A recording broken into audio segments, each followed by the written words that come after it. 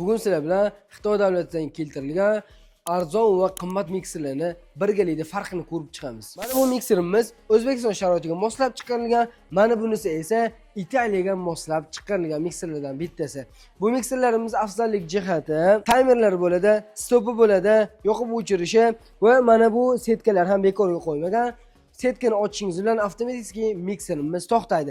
Endi O'zbekiston sharoitiga moslab chiqarilgan mikserni ko'rib chiqamiz. Bu mikserimizda 3 ta skorosti bo'ladi, yoqib o'chirish funksiyasi va qozonni pastga tepaga tushirib chiqaradigan funksiyasi bor.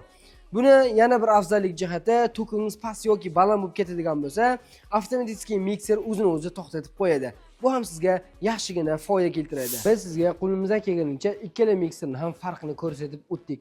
Endi sizga qanaqangi mikser kerak bo'ladigan bo'lsa, ekrandagi nomerlarga murojaat qiling. Profil yo'qotib qo'ymaslik uchun bizga obuna bo'lib qo'ying. Bugun sizlar bilan Xitoy davlatidan keltirilgan arzon va qimmat mikserlarni birgalikda farqini ko'rib chiqamiz. Mana bu mikserimiz O'zbekiston sharoitiga moslab chiqarilgan, mana bunisi esa Italiyaga moslab chiqarilgan mikserlardan bittasi.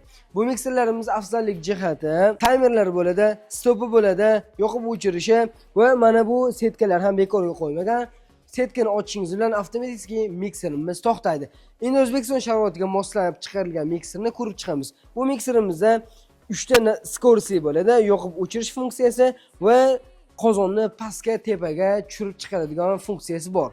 Buni yana bir afzallik jihati to'kingiz past yoki baland bo'lib ketadigan bo'lsa, avtomatik mikser o'zini o'zi to'xtatib qo'yadi.